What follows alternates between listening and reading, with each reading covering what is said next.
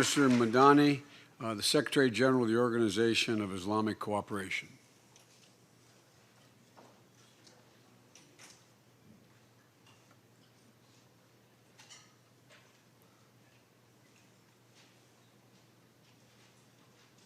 In the name of God, سيادة الرئيس peace be upon you. The Organization of Islamic of the view that the most effective way to confront as well as to prevent terrorism and violent extremism is to understand the roots that germinate terrorism and extreme violence. That we must address the multifaceted dimension of the phenomena of violent extremism. Extremism is not a wild plant. It does not spring up from, it springs up from a soil within an environment watered by economic realities and shaped by conditions of deprivation, humiliation, and exclusion. And under the iron hand of a big brother systems. We also carry the heavy inheritance of a century that was full of violence, of extremism, of mass death and killings. The heritage of Stalinism, Nazism, nihilism, extreme rights movements, McCarthyism, and the heritage of colonization, as well as the ethnic strives that took the lives of millions in Rwanda, the extreme thoughts that took the lives of millions in Cambodia under the Khmer Rouge, and the terrorists continuing under the army of God. These are the environment, these are the reference points, this is the inheritance that we live with and that we have to confront and face up to.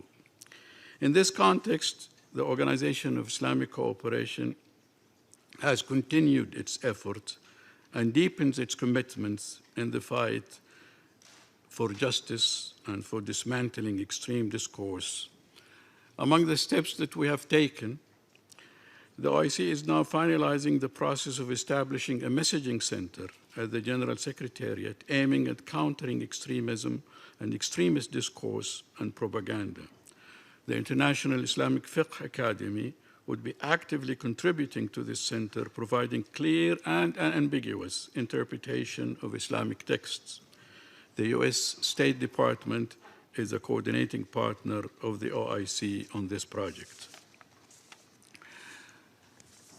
The advent of cyber-terrorism through the utilization of new information and communication technologies by terrorist groups for the purpose of recruitment and incitement to terrorism is another issue of prime concern for us.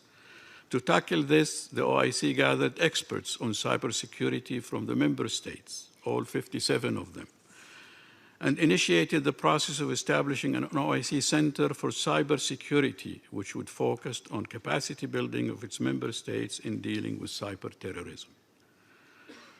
The OIC and its specialized institution, the ISISCO, the Islamic Educational, Scientific, and Cultural Organization, together with the Global Counterterrorism Forum, will organize a conference on fighting violent extremism through education in December of this year in Rabat, Morocco.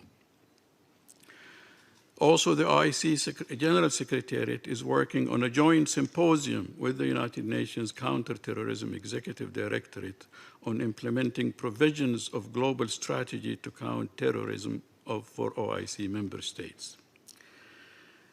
We're also crystallizing a new paradigm to confront the menace of sectarian divide and conflict.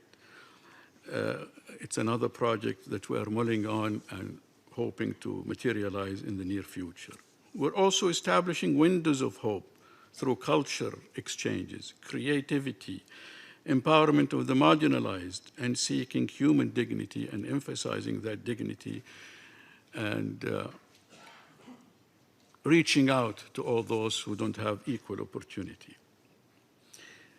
Ladies and gentlemen, it has been emphasized by many quarters that in dealing with international terrorism, there is no clash of civilization, nor is there any East-West confrontation. The rationale is well understood. But the perception drilled in our mind, the stigmatization of Muslims, speak of an Islamophobic posture. In this connection, we deeply appreciate President Obama's clear rejection of attempts to associate Islam with terrorism in his statements yesterday delivered at the United Nations General Assembly. There are think tanks that have studied cases of foreign fighters who were recruited from Europe, and sometimes we're under the impression that those went there out of religious zealotry. Actually, they found in their bags books like Islam for Dummies. Their knowledge of Islam was minimal. Their association with Islam is almost non-existent.